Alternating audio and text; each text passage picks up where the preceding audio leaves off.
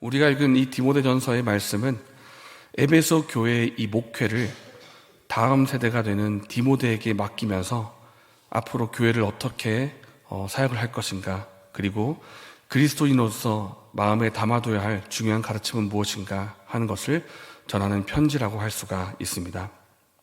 어제부터 묵상을 시작해서 오늘은 그 1장의 두 번째 부분을 보고 있습니다. 아들처럼 소중하게 여기는 디모데입니다. 이렇게 소중한 아들과 같은 디모데에게 사도 바울은 어떤 말씀을 전했을까요?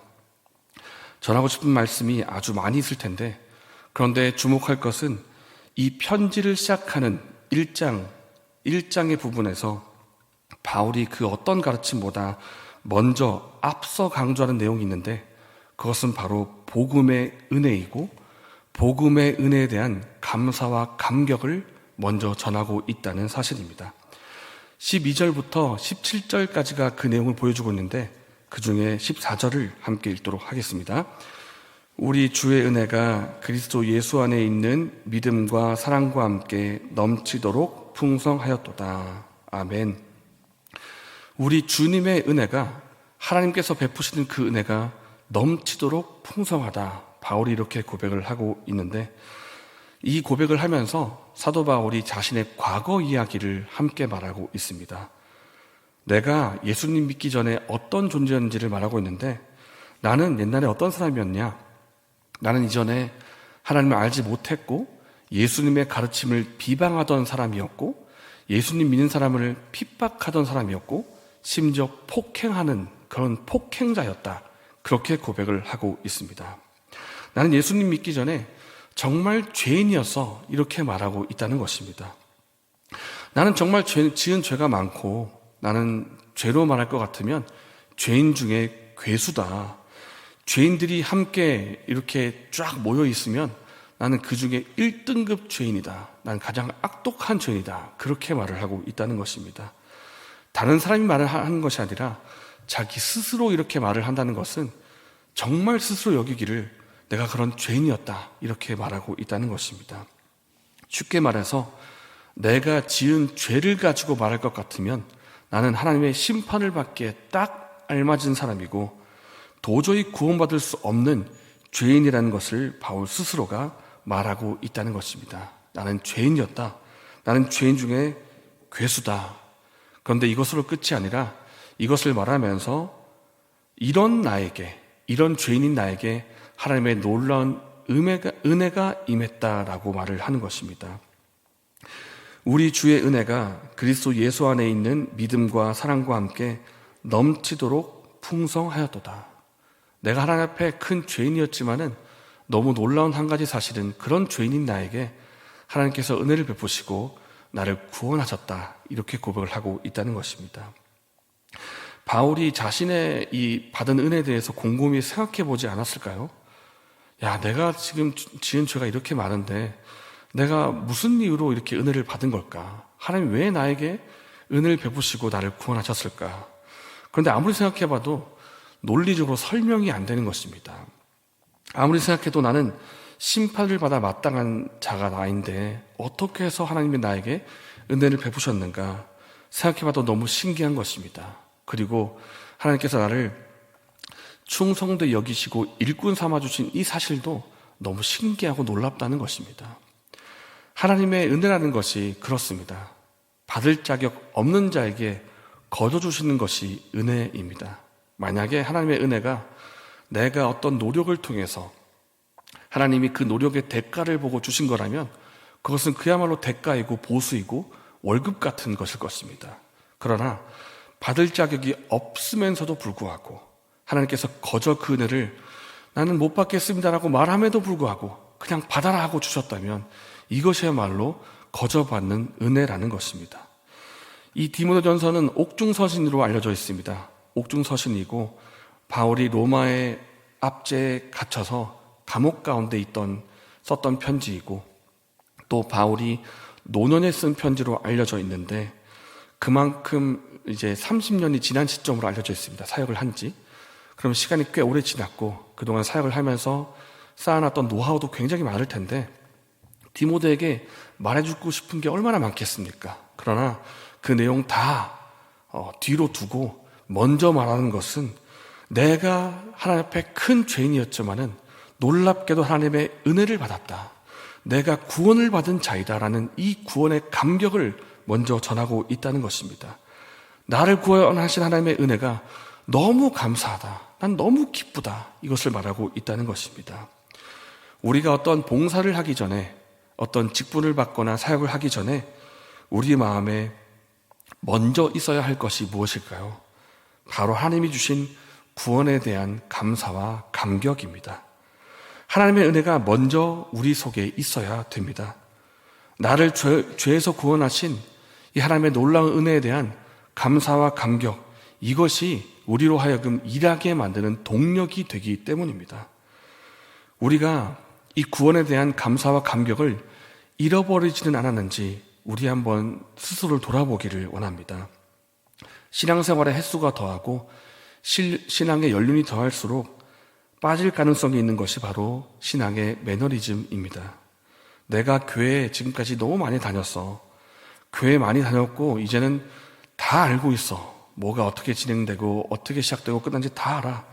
새로울 것이 없고 다 지겹고 이제는 복음도 내가 다 알아. 그렇게 하면서 하나님을 향한 신앙과 열정을 잃어버릴 때가 있다는 것입니다. 그러나 우리가 믿는 하나님은 날마다 새로운 분이시고 새로운 분이십니다. 그 사랑의 크기만 하더라도 평생 동안 묵상해도 그 크기를 다 알 수 없을 만큼 하나님은 놀라운 분이시고 날마다 새로운 분이십니다. 하나님의 은혜가 지금도 우리로 하여금 묵상하고 감사하고 찬양할 제목이 된다는 것입니다. 그러니까 사도 바울이 오늘 본문에서도 그 은혜를 찬양하고 있지 않습니까? 우리가 혹 신앙의 매너리즘에 빠져 있다면 다시 하나님의 은혜에 대한 감사와 감격을 회복시켜 달라고 기도합시다. 그리고 이전보다 더 깊은 감사로, 더 깊은 예배로, 더 깊은 사랑으로 반응하는 저와 여러분 되시기를 바랍니다. 먼저 구원에 대한 감사와 감격을 전한 이 사도 바울은 이제 디모데에게 권면하는 말을 전합니다.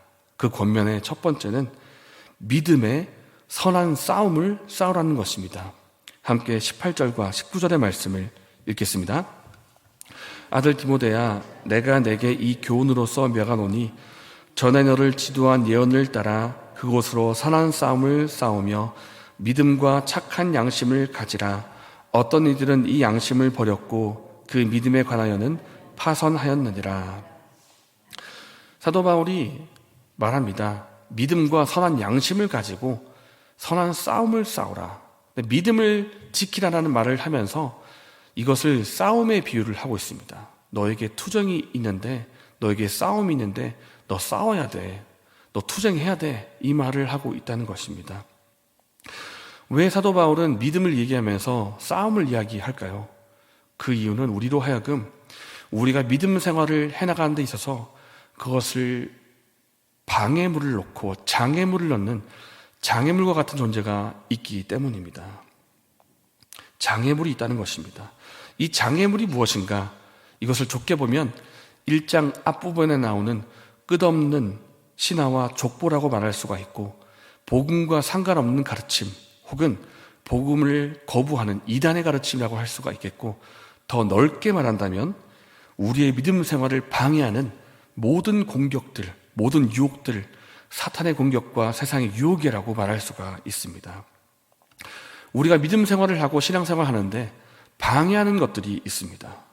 19절 말씀을 보니까 이 방해로 인해서 어떤 이들은 이 양심을 버렸다고 말하고 있고, 어떤 이들은 믿음에 관하여서는 파산하였다 이렇게 말하고 있습니다. 믿음이라는 배가 바다를 항해하고 있었는데 어떤 방해물이 다가와서 그 믿음이라는 배가 산산이 조각나서 부서졌다. 그래서 앞으로 나아가지 못했다. 이 말을 하고 있는 것입니다.